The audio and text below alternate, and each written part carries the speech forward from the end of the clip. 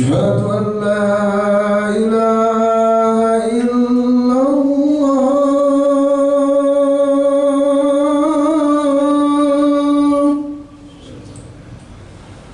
أشهد أن لا إله إلا الله.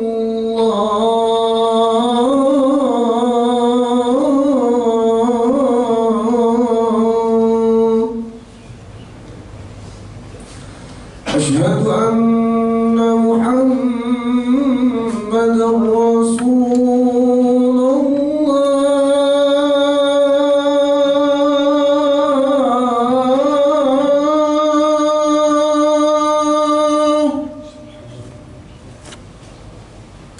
أشهد أن محمدًا رسول الله.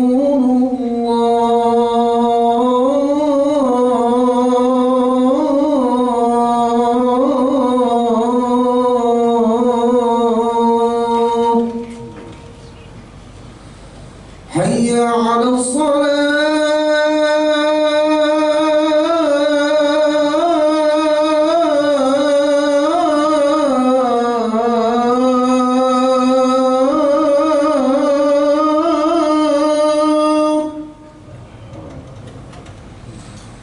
حي على الصلاة.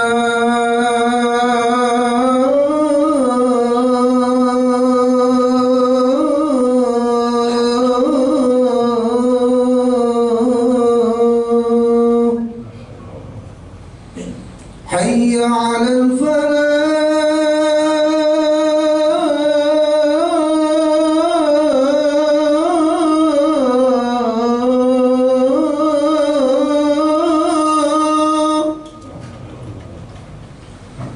حي على الفلاح.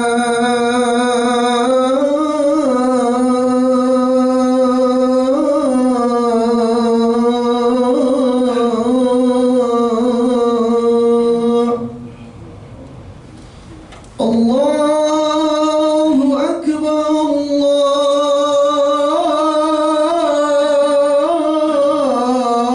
الله أكبر. لا إله إلا الله.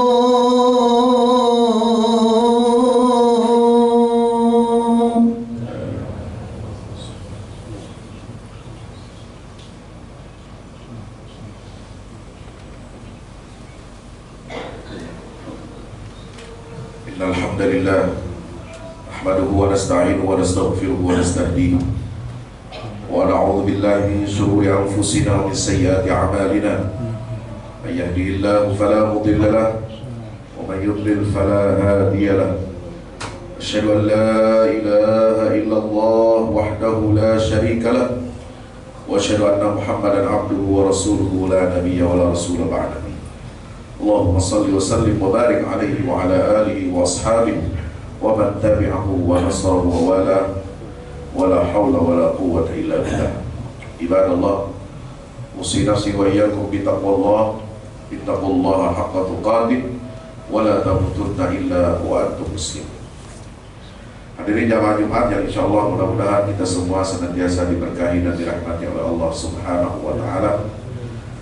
Mari kita senantiasa memantaskan diri kita menjadi hamba Allah yang insya Allah mudah-mudahan kita diridhoinya, yang senantiasa kita menjalankan semua perintah-perintah Allah dan menjauhi larangan-larangannya. Memantaskan diri sebagai hamba Allah adalah bagian rasa syukur kita kepada semua nikmat-nikmatnya, karunia yang tidak terhingga, sehingga kita sejak lahir kemudian banyak mendapatkan karunia limpah rezeki dari Allah Subhanahu wa Ta'ala, tidak lain dan tidak bukan nikmat itu Allah berikan kepada kita untuk digunakan sebaik-baiknya dalam rangka kita mensyukuri nikmat-nikmatnya. Dan kemudian cara kita mensyukuri nikmat itu harus sesuai dengan tuntunan yang telah diwahyukan oleh Allah kepada baginda Rasulullah Muhammad sallallahu alaihi wasallam. Hadirin dirahmati Allah Subhanahu wa Ta'ala, Mari kita bersama-sama dalam kesempatan yang berbahagia ini saling mengingatkan tawassaw bil haq, tawassaw bis sabr, agar kita senantiasa menjadi hamba Allah yang bertakwa kepadanya, menjadi hamba Allah yang senantiasa menjalankan semua perintah-perintahnya dan menjauhi semua larangan-larangan Allah Azza wa Jalla. Dengan kita mengikuti arahan, petunjuk dan pedoman wahyu dari Allah ini, insya Allah kehidupan kita akan senantiasa diberikan kebaikan, keberkahan, keselamatan di dunia sampai di akhirat. Ma'asyiral muslimin yang dimuliakan Allah Subhanahu wa taala. Di dalam Al-Qur'an Allah Subhanahu wa taala dua kali di dalam dua ayat menggunakan istilah yang sangat menarik dan juga sekaligus menggugah perasaan kita, yaitu ketika Allah Subhanahu wa taala menyatakan bahwa Dia tidak akan segan-segan untuk menggantikan kita dengan kaum yang lain. Di dalam surah At-Taubah ayat 39 dan surah Muhammad ayat 38, Allah Ta'ala menggunakan redaksi wa yastabdil qauman ghairakum. Dia tidak akan segan-segan untuk mengganti kamu dengan kaum yang lain. Kenapa demikian? Ketika Allah menyatakan Dia akan mengganti kita dengan kaum yang lain, itu adalah sebagai bentuk ancaman sekaligus petunjuk, isyarat yang jelas, isyarat yang lugas bahwa kita tidak boleh bermain-main dalam dua hal ini. Yang pertama, di dalam surah Taubah ayat 39 Allah Ta'ala berfirman, illa tanfiru yu'adzibkum 'adzaban alima wa yastabdil qauman ghairakum wa la tadurruhu syai'a wallahu 'ala kulli syai'in qadir. Jika kamu tidak berangkat untuk berperang di jalan Allah, maka Allah akan mengazab, menyiksa kamu dengan siksaan yang sangat pedih, serta menggantikan kamu semua dengan kaum yang lain. Wala tadurruhu syai'a, dan kamu tidak akan merugikan Allah sedikit pun. Dan Dia, Allah Subhanahu wa taala, Maha Kuasa atas segala sesuatu. Di surat yang kedua, surat Muhammad ayat 38, Allah Ta'ala berfirman, a'udzubillahi minasyaitonir rajim, antum haula'i tud'auna litunfiqu fi sabilillah faminkum man yabkhal wa man yabkhal fa innama yabkhalu an nafsihi wallahu al-ghaniyyu wa antumul fuqara wa in tatawallaw yastabdil qauman ghairakum thumma la yakunu amsalakum. Ingatlah bahwa kamu adalah orang-orang yang diajak untuk menginfakkan harta di jalan Allah. Lalu di antara kamu ada yang kikir.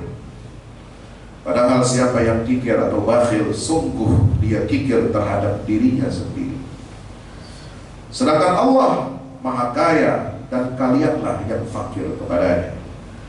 Jika kalian berpaling dari jalan yang benar, maka Allah akan menggantikan kamu dengan kaum yang lain, dan mereka tidak akan durhaka seperti kamu. Ma'asyiral muslimin yang dimuliakan Allah Azza wa Jalla, dua ayat ini kalau kita simpulkan adalah dua sebab yang menyebabkan Allah Subhanahu wa taala mengganti satu kaum dengan kaum yang lain. Inilah sunnatullah dalam peradaban.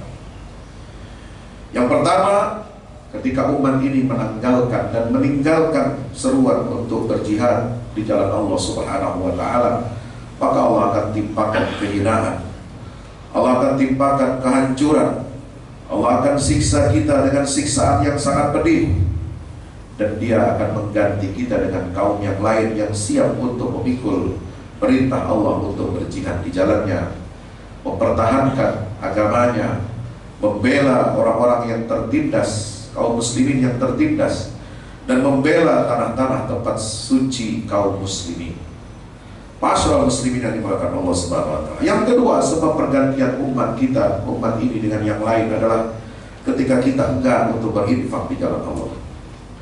Berinfak di jalan Allah bukan hanya untuk membangun sarana prasarana ibadah, bukan untuk hanya memakmurkan masjid, bukan hanya untuk kita membeli wakaf Al-Quran, infak di jalan Allah, bukan hanya untuk kita bersedekah, memberi makan kepada fakir miskin dan anak yatim, tetapi infak di jalan Allah yang paling tinggi levelnya adalah infak yang dikeluarkan oleh seorang muslim untuk mendukung perjuangan para mujahidin, orang-orang yang berperang di jalan Allah, membela agama Allah, mempertahankan dan meninggikan agama Allah agar kalimat Allah itu yang tinggi di atas segala-galanya.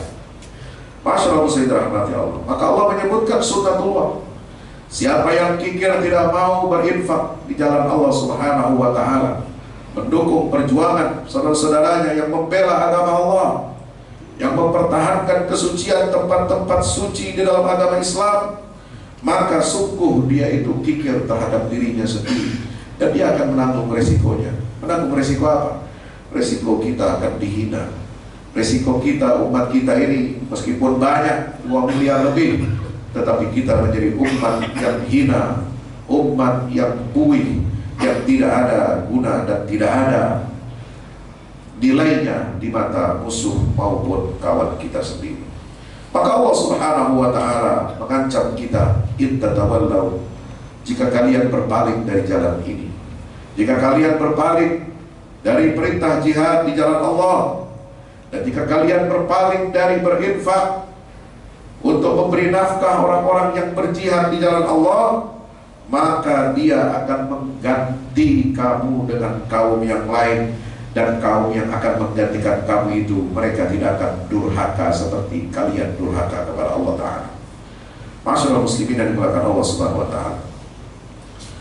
Sudah lebih dari 2 tahun saudara kita di Palestina, sejak tanggal 7 Oktober 2023 mereka melancarkan sebuah aksi perjuangan yang sangat luar biasa untuk menggagalkan proyek kolonialisme, proyek penjajahan, proyek perampasan kiblat pertama kaum muslimin. Mereka ingin menggagalkan dan ingin menghancurkan penjajahan Zionis Israel atas bumi para nabi, yaitu Palestina. Saya meyakini dengan izin Allah Subhanahu wa taala, mudah-mudahan firasat saya ini benar, saya meyakini bahwa operasi Badai Al-Aqsa atau yang kita kenal dengan Tufanul Aqsa dan dampaknya secara sosial, politik, global, internasional akan menyingkap kotak Pandora, penyebab sekaligus obat atas penyakit serius yang telah menggerogoti tubuh umat Islam ini selama 1 abad terakhir, yaitu ketika umat tidak memiliki lagi kekuatan di mata dunia sejak runtuhnya Kekhalifahan Utsmaniyah pada tahun 1924. Taufanul Aqsa yang digagas dan diperjuangkan serta yang dibayar harganya dengan mahal oleh saudara-saudara kita kaum muslimin, laki-laki, perempuan, anak-anak, orang tua, para pemuda-pemuda hebat di jalur Gaza, akan menjadi titik balik umat Islam di seluruh penjuru dunia untuk merebut kembali kedaulatannya yang dirampas oleh kolonialisme Barat, dan kemudian dilanjutkan peran kolonialisme Barat itu dilanggengkan oleh rezim-rezim di negeri Muslim sejak tahun 1916.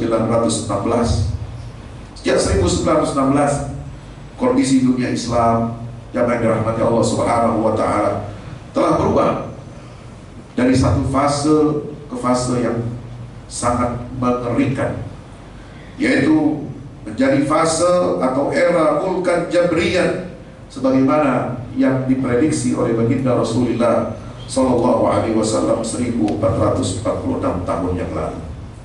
Era Mulkan Jabriyan ini adalah kekuasaan diktator yang menghancurkan. Mereka berkolaborasi menjadi kaki tangan Barat di era postkolonialisme yang mengekang, yang membonsai, yang mematahkan dan mencabut akar energi kekuatan kaum muslimin yang telah tegak selama 1346 tahun lamanya. Mereka, umat Islam, dalam kurun waktu kurang lebih 13 abad ini berhasil menata dunia dengan tatanan internasional yang berpijak kepada ajaran Islam yang adil dan menjadi rahmat bagi seluruh alam semesta atau rahmatan lil alamin. Jamaah yang dirahmati Allah Subhanahu wa taala.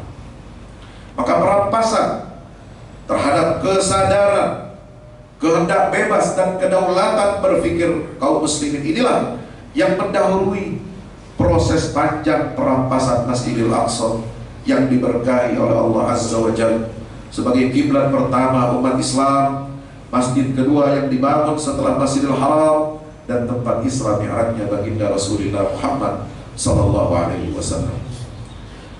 Israel baru berdiri tahun 1948. Kemudian dicaploknya wilayah Yerusalem Timur dengan Masjidil Aqsa di dalamnya itu baru terjadi pada tahun 1967 setelah perang Arab Israel. 6 hari saja tahun 1967. Tapi saudara harus tahu, proses dicaploknya Masjidil Aqsa dan bumi para nabi Palestina ini berjalan selama puluhan tahun sebelumnya. Ketika kita terlelap dalam tidur kita, tidur panjang kita, ketika kita terlena oleh janji-janji manis dari kaum kolonialis dan imperialisme global, ketika itu kita dirampas akal pemikiran kita, dirampas kesadaran kita, dirampas kedaulatan kita sebagai umat baginda Rasulullah sallallahu alaihi wasallam. Maka saya menilai bahwa operasi Tufanul Aqsa yang dilakukan oleh saudara kita, para pejuang-pejuang pembebas Baitul Maqdis di Palestina, Tufanul Aqsa ini menyadarkan dan membangunkan tidur panjang umat Islam selama lebih dari 1 abad. Tidur panjang ketika kita hidup dalam kegelapan kediktatoran yang berbaju religius. Maka peta jalan untuk pembebasan Al-Aqsa dan Masjidil Aqsa ini di Palestina harus dimulai dari mana? Dari yang pertama, pembebasan akal pikiran kita dan kesadaran ilmu pengetahuan kita dari penjajahan kolonialisme intelektual dan pembebasan negeri-negeri muslim dari para tiran durjana yang mereka adalah merupakan kolaborator dan kaki tangan para penjajah di negeri-negeri kaum muslimin. Maka hadirin dirahmati Allah Subhanahu wa taala, kita bersyukur kehadirat Allah Azza wa Jalla menjadi bagian dari saksi sejarah yang sangat penting ini. Sejarah di akhir zaman yang akan dimulai proses kembalinya umat Islam ini kepada ajaran Islam yang hakiki, yang kita bangkit dari alam tidur panjang kita selama lebih dari 1 abad ini. Mungkin kita tidak merasa tidur selama 1 abad sebagaimana Ashabul Kahfi tidur selama 300 tahun lebih. Kalau Ashabul Kahfi tidur 309 tahun, tapi mereka terjaga iman Islam. Mereka membawa iman Islamnya. Mereka iman Islamnya hidup walaupun dalam keadaan tidur. Sementara kita tidur hanya 7 jam, 8 jam setiap hari selama 1 abad belakangan ini. Kita jangankan membawa iman dan Islam dalam tidur kita, bahkan dalam kehidupan kita pun banyak ajaran-ajaran Islam yang telah kita campakkan ke belakang punggung kita. Masyaallah muslimin dirahmati Allah Subhanahu wa taala. Maka itu marilah kita hidupkan kembali dan tadabburi surah Al-Kahfi agar kita senantiasa terjaga dan terbebas dari fitnah dan dajjal. Mengapa Allah Subhanahu wa taala berkisah tentang surah Al-Kahfi ini? Mengapa Nabi sallallahu alaihi wasallam bercerita tentang Ashabul Kahfi, pemuda-pemuda yang tertidur di dalam gua selama ratusan tahun, untuk mengingatkan dan menyadarkan kita semua bahwa kita adalah umat yang memiliki risalah. Kita umat yang memiliki misi besar untuk membebaskan manusia dari kegelapan jahiliyah menuju cahaya terang benderang, yaitu wahyu Al-Quranul Karim yang dibawa, disebarkan dan diperjuangkan oleh Nabi SAW dan para sahabatnya yang mulia. Masyaallah muslimin yang dimuliakan Allah Subhanahu wa taala. Maka mari kita jaga keimanan dan keislaman kita di akhir zaman, karena kita sudah berada di akhir zaman. Fase yang disebutkan di dalam Al-Quran yang menjadi ciri utamanya adalah kembalinya Yahudi Bani Israel ke Baitul Maqdis, dan ini sudah kita saksikan.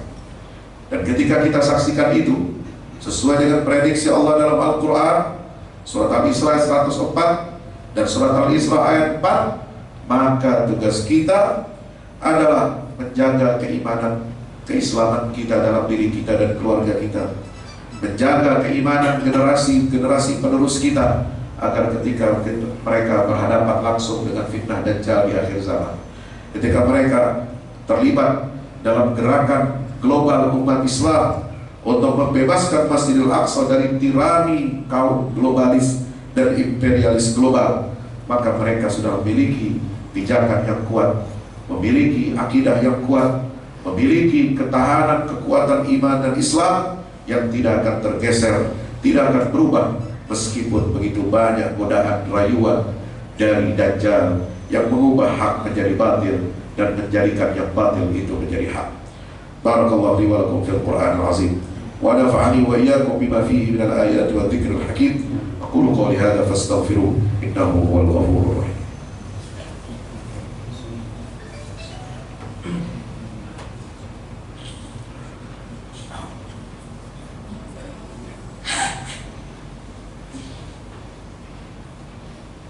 Alhamdulillahi wahdah, sadaqa wa'dah, wa nasara 'abdahu wa a'azza juddahu wa hazama al-ahzaba wahdah.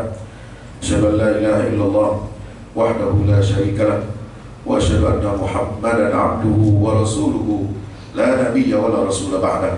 Allahumma shalli 'ala Muhammad wa 'ala ali Muhammad. Assalatu wassalamu 'alaika ya Rasulullah.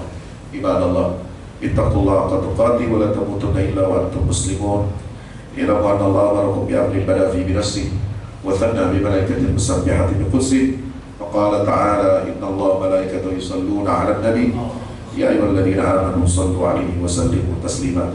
Sebelum mengakhiri khutbah yang singkat ini, sebelum kita bermunajat, berdoa, mengangkat kedua tangan kita ke hadirat Allah Azza wa Jalla, mari kita senantiasa memberikan kesadaran tentang akidah, tentang Al-Quran yang baik kepada anak cucu generasi penerus kita. Kita juga harus memiliki sikap yang jelas terhadap perkembangan politik global yang menyangkut kehidupan umat Islam secara umum. Bukan hanya kita peduli dengan soal inflasi di dalam negeri, dengan soal blokir rekening bank kita yang kita miliki. Bukan hanya kita sibuk mengurusi masalah perut, masalah pendidikan, masalah harga pangan kita yang ada, tetapi kita juga harus, karena kita menjadi bagian dari umat Rasulullah SAW, apa yang terjadi di negara kita, kekacauan-kekacauan, kezaliman-kezaliman, baik ekonomi dan lain sebagainya, itu semua tidak lepas dari pengaruh oligarki global yang menguasai dunia. Maka ketika ada deklarasi New York di PBB yang kemarin diinisiasi oleh negara Muslim dan juga negara-negara Uni Eropa tentang pengakuan internasional terhadap negara Palestina, maka kita ingin menyatakan bahwa meskipun hal ini datang begitu lambat setelah 2 tahun genosida baru bergerak negara-negara besar di dunia untuk memberikan pengakuan terhadap negara Palestina, ini patut kita syukuri, tetapi kita harus berhati-hati dengan jebakan-jebakan yang ada di balik pengakuan terhadap negara Palestina ini. Masyaallah sayyidina rahmatullah subhanahu wa ta'ala, bukan hanya pengakuan atas negara Palestina yang kita inginkan, tetapi dunia internasional harus memiliki tanggung jawab. Sejauh mana dunia Arab dan komunitas internasional siap untuk mengubah deklarasi itu menjadi strategi yang nyata untuk melumpuhkan agresi Israel di Palestina. Sebab kalau tanpa ada aksi nyata dari komunitas internasional, terutama negara-negara besar Eropa dan Amerika, memboikot atau memblokade militer Israel, memboikot ekonominya, serta memberikan sanksi politik kepada para pemimpin Zionis, maka pengumuman pengakuan terhadap negara Palestina ini tidak akan banyak membawa perubahan atas situasi di Palestina. Tidak berhenti genosida itu. Kalau di dalam hasil konferensi PBB itu menyatakan bahwa pelucutan senjata faksi perlawanan Palestina itu menjadi sebuah keharusan agar negara Palestina ini diakui oleh dunia internasional, maka kita boleh bertanya, tuntutan apa yang pantas kita tujukan kepada negara Zionis penjajah yang sejak Oktober 2023 telah membunuh lebih dari 60.100 warga Gaza. Maka kita khawatir hal ini hanya kertas saja yang indah tulisannya, tetapi tidak menyelesaikan masalah-masalah yang besar yang ada di balik pengakuan negara Palestina ini. Maka sebelum itu terjadi, kita tidak boleh terjerumus atau terjebak jatuh ke dalam lubang yang sama. Sebelum ada pengakuan negara Palestina, belum jelas batas-batas negaranya, belum jelas apa langkah dunia internasional untuk menghancurkan pemukiman-pemukiman ilegal yang dibangun oleh Zionis selama puluhan tahun sejak perjanjian Oslo 93 sampai tahun ini 2025. Belum jelas lagi nasib para pengungsi Palestina untuk kembali ke negaranya. Belum lagi jelas status ibu kota Palestina, yaitu Yerusalem Timur dengan Masjid Al-Aqsa menjadi pusat inti ibu kotanya. Jika itu belum pernah jelas, maka kita tidak akan mungkin untuk melakukan normalisasi atau pengakuan terhadap eksistensi negara Zionis. Mudah-mudahan Allah Subhanahu wa Ta'ala memberikan hidayah, petunjuk kepada kita semuanya, memberikan kekuatan iman dan Islam kepada para pemimpin-pemimpin kita, agar bisa kita memberikan bantuan maksimal untuk berdirinya negara Palestina yang merdeka. Dan mendukung kemerdekaan Palestina itu mudah, tetapi yang tidak mudah, yang susah adalah bagaimana kita membebaskan Masjidil Aqsa dari penjajahan Zionis Israel. Allahumma salli ala Muhammad wa ala ali Muhammad. Allahumma ighfir lil muslimin wal muslimat wal mu'minin wal mu'minat al ahya'i minhum wal amwat innaka ya rabbana sami'un qaribun mujibud da'wat. Allahumma ansur al-islam wa 'izzal muslimin wa 'ali bi fadlika kalimatal haqqi ila yaumiddin. Allahumma ansur man nasara ad-din wa khudhil man khadhala al-muslimin. Allahumma arina al-haqqa haqqan warzuqna ittiba'ah wa arina al-batila batilan warzuqna ijtinabah. Rabbana zalamna anfusana wa illam taghfir lana wa tarhamna lanakunanna minal khasirin. Rabbana atina min ladunka rahmah wa hayyi lana min amrina rashada. Rabbana hab lana min azwajina wa dhurriyyatina qurrata a'yun waj'alna lil muttaqina imama. Rabbana atina fid dunya hasanah fil akhirati hasanah wa qina adzaban nar. Wa sallallahu ala nabiyyina Muhammad wa ala alihi wa sahbihi wasallam walhamdulillahi rabbil alamin. الله أكبر الله أكبر أشهد أن لا إله إلا الله أشهد أن محمدا رسول الله هيا على الصلاة هيا على الفلاح قد قامت الصلاة قد قامت الصلاة الله أكبر الله أكبر لا إله إلا الله.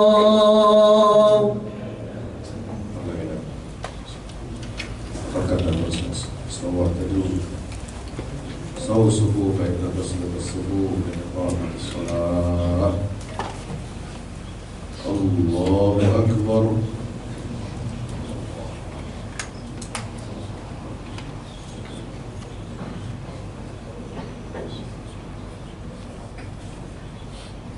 بسم الله الرحمن الرحيم. الحمد لله رب العالمين الرحمن الرحيم مالك يوم الدين إياك نعبد وإياك نستعين اهدنا الصراط المستقيم صراط الذين أنعمت عليهم غير المغضوب عليهم ولا الضالين.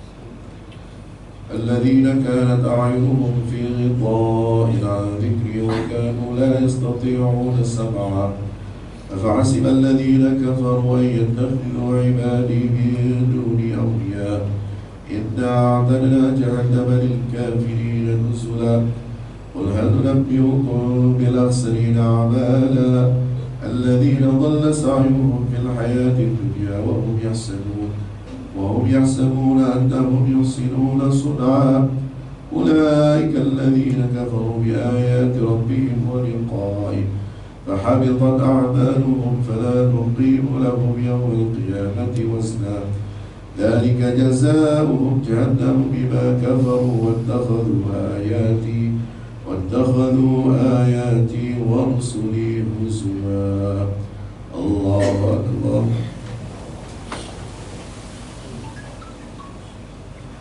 سمع الله لمن حمده.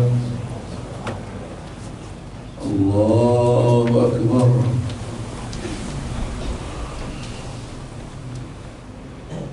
الله أكبر. الله أكبر.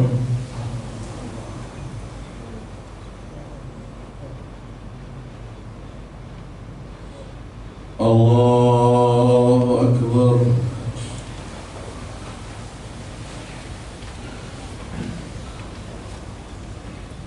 بسم الله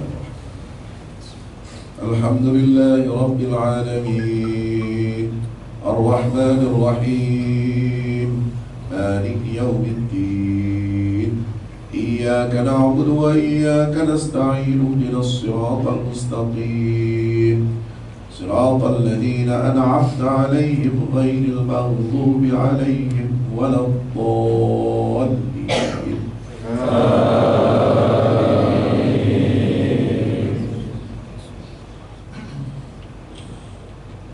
إن الذين آمنوا وعملوا الصالحات كانت لهم جنات الفردوس نزلا خالدين فيها لا يبغون عنها حولا. قل لو كان البحر مدادا لكلمات ربي لنفد البحر قبل أن تنفد كلمات ربي ولو جئنا بمثله مددا. قل إنما أنا بشر مثلكم يوحى إلي أنما إلهكم إله واحد فمن كان يرجو لقاء ربه فليعمل عملا صالحا ولا يشرك بعبادة ربه أحدا. الله أكبر.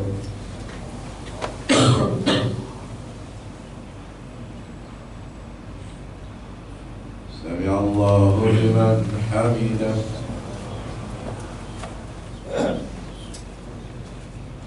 الله أكبر.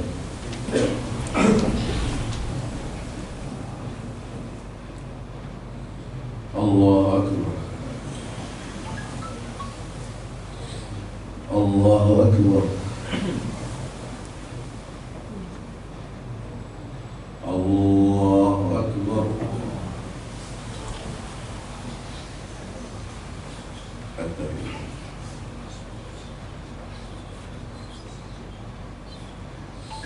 السلام.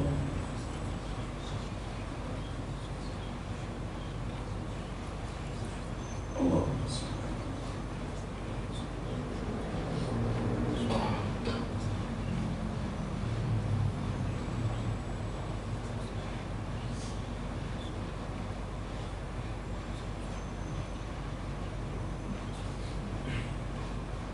السلام عليكم ورحمة الله وبركاته.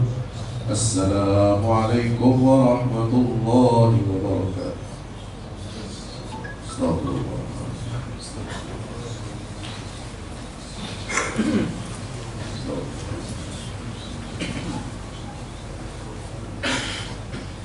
لا إله